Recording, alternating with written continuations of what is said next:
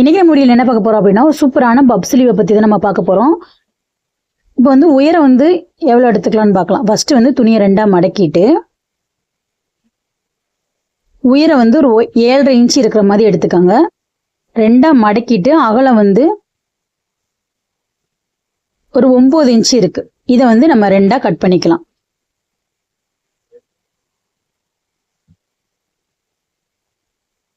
அதே மாதிரி உயரம் வந்து நம்மளுக்கு வந்து 7.5 இன்ச்சு அதே அளவு இருக்கணும். அகலம் வந்து ஒரு 20 இன்ச்சு இருக்கிற மாதிரி எடுத்துக்கோங்க. என்னதில் வந்து இதில் கம்மியாக தான் இருக்குது, ஆனால் நீங்கள் வந்து 20 இன்ச்சு எடுத்துருக்கீங்க. எனக்கு துணி இவ்வளோ தான் இருந்ததுனால நான் அட்ஜஸ்ட் பண்ணி அதை தைக்கலாம் அப்படின்றக்காக ஒரு 19 இன்ச்சு எடுத்திருக்கேன். நீங்கள் 20 இன்ச்சு எடுத்துக்கோங்க.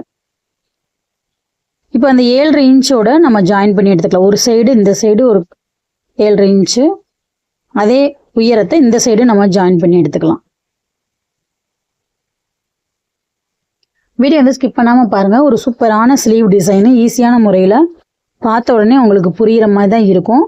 புரியலை அப்படின்னா கமெண்ட் பாக்ஸில் எனக்கு எந்த இடத்துல புரியலை அப்படின்றத நீங்கள் கமெண்ட் பண்ணுங்கள். கண்டிப்பாக உங்களுக்கான விளக்கத்தை நான் கமெண்ட் பாக்ஸில் சொல்கிறேன். இப்போ இந்த 2 சைடுமே நம்ம ஜாயின் பண்ணிவிட்டு இந்த மாதிரி மொத்த ரோலாக நம்ம வச்சுட்டு இந்த 2 அந்த இடத்துல மடக்கி நடுவில் இந்த மாதிரி மார்க் பண்ணிக்கலாம். மார்க் பண்ண இடத்துலேருந்து ஒரு 2 இன்ச்சு மார்க் பண்ணிக்கலாம். 2 இன்ச்சாக மார்க் பண்ணிவிட்டு அதே மாதிரி இந்த சைடு ஒரு 2 இன்ச்சு வர்ற மாதிரி மார்க் பண்ணிக்கலாம்.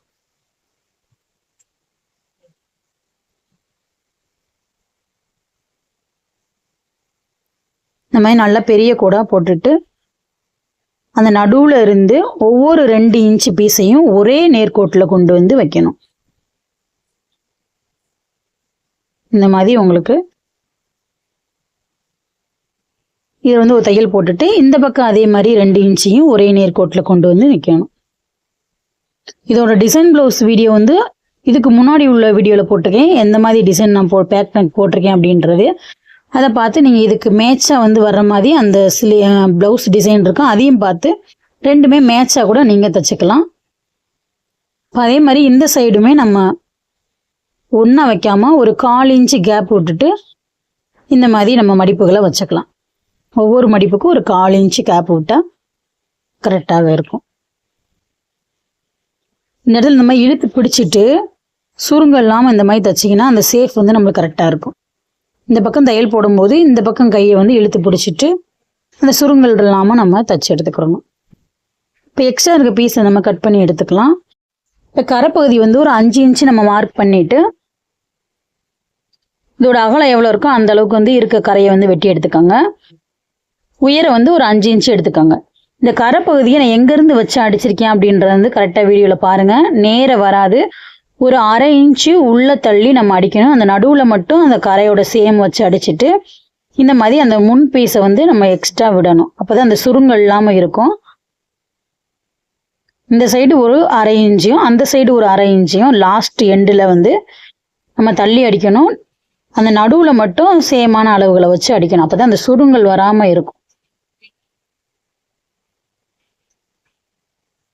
அமுக்கு தையல் போட்டு எடுத்துட்டோம் அப்படின்னா நம்மளுக்கு முழுசாக ஸ்லீவ் வந்து ரெடி ஆயிரும். இப்போ எப்பயும் போல் நம்ம கை எப்படி தப்போமோ அந்த மாதிரி நம்ம தச்சு திருப்பிட்டு இப்போ ஈஸியான முறையில் நம்ம தச்சிடலாம்.